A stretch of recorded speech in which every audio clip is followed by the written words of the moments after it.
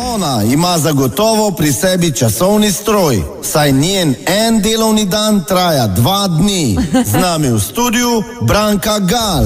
Krasno. A dovolite, da vas vprašajo, sicer ne 8. pa 9. razredi, mi smo mlajše dobili.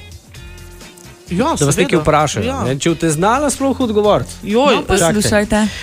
Mlada Teja sprašuje. Zakaj je bil Pitagora faca?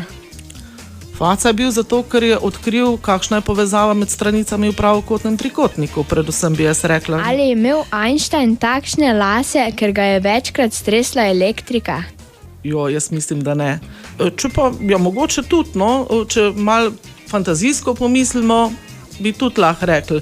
Sicer pa mislim, da Einsteina ni tako tresla elektrika, ampak so ga druge stvari tresle, ker je imel glavo polno nekih idej, pa ni vedel, kako bi jih spravil ven. Saj vemo, tista njegova enačba mc kvadrat, pa zdaj pravijo, da ne drži, ne? Pa toliko let je držala.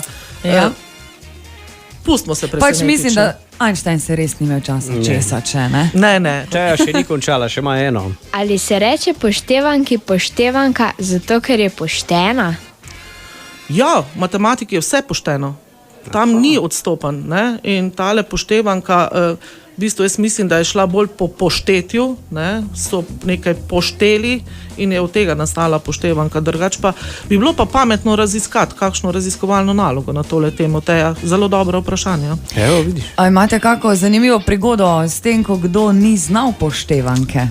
Ja, v današnjem času zelo veliko otrok ne zna poštevanke. Čeprav učiteljice rečejo, v 3. razredu jo znajo vsi.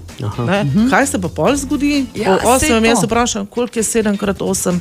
Čeprav moram povedati, matematiko učim, pa sem imela tudi jaz problem 7x8.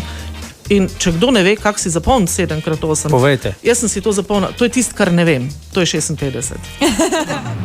Radio Fantasy.